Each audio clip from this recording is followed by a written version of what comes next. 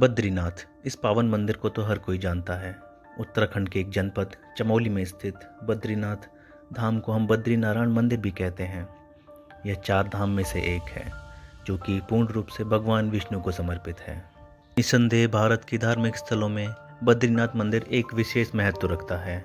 यहाँ आप आध्यात्मिक वातावरण के साथ साथ प्रकृति के नैसर्गिक सुंदरता से भी रूबरू होते हैं।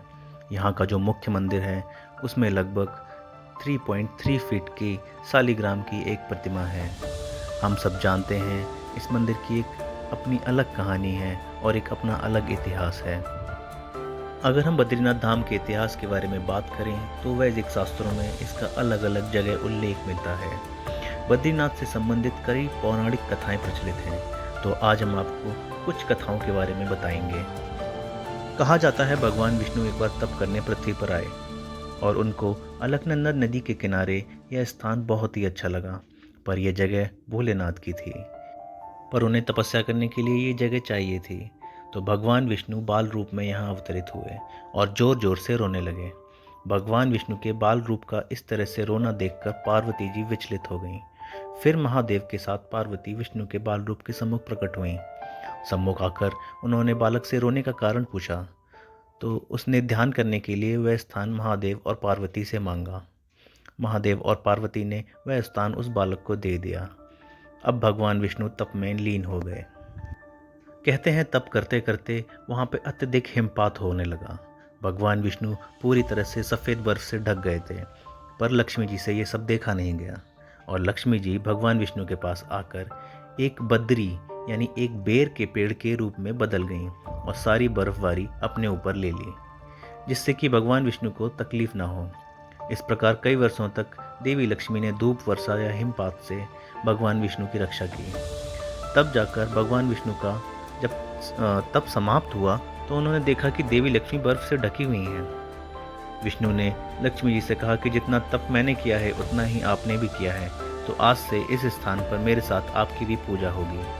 और आपने बद्री का रूप लिया और मैं आपका नाथ। तो तब से इस जगह का नाम बद्रीनाथ पड़ गया। मान्यता यह भी है कि जिस स्थल पर विष्णु जी ने तप किया था वह वही तृप्त कुंड है जहां आज भी गर्म जल रहता है और श्रद्धालु यहां स्नान का लाभ उठाते हैं।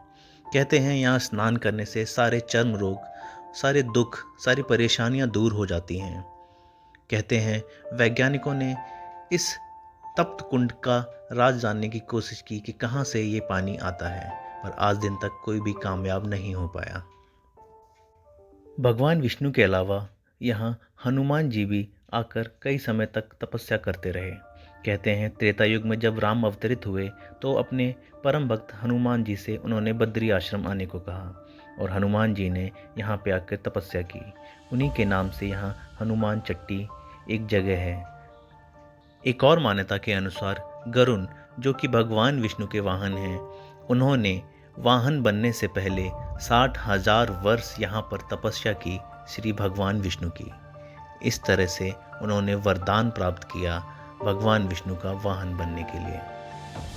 कहा जाता है सतयुग में बद्रीनाथ धाम के समीप महात्मा नर और नारायण ने कई हजार वर्ष तपस्या की थी। वर्तमान में इस स्थल को नर और नारायण पर्वत कहते हैं और बद्रीनाथ धाम इन्हीं 2 नर नारायण पर्वतों के बीच स्थित है।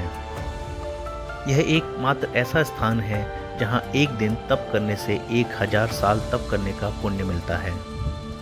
आप ये जान के हैरान हो जाएंगे कि सर्दियों में जब मंदिर के कपाट 6 महीने के लिए बंद हो जाते हैं, उस समय मंदिर में एक दिया जलाया जाता है और वह दिया पूर्ण रूप से घी से भर दिया जाता है। पर जब 6 महीने बाद मंदिर के कपाट वापस खोले जाते हैं तो वह दिया लगातार उस स्थान पर जलता हुआ पाया जाता है। एक और आश्चर्यजनक बात यह है कि धाम के पास स्थित माना गांव से भगवान विष्णु के लिए एक कंबल लाया जाता है, जो कि सर्दियों में घी से लपेटकर भगवान को उड़ा दिया जाता है।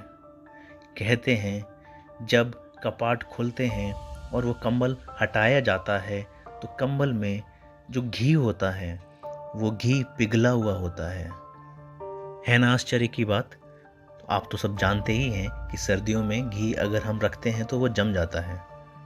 बद्रीनाथ धाम के आसपास जलवायु और मौसम उसके प्रतिकूल रहे हैं, जिस कारण मंदिर कई बार क्षतिग्रस्त हुआ, लेकिन मंदिर को कई बार पुनर्निर्मित भी किया गया। कई हिमपात और भूकंप झेलने के बाद भी आज ये मंदिर आपके सामने खड़ा है।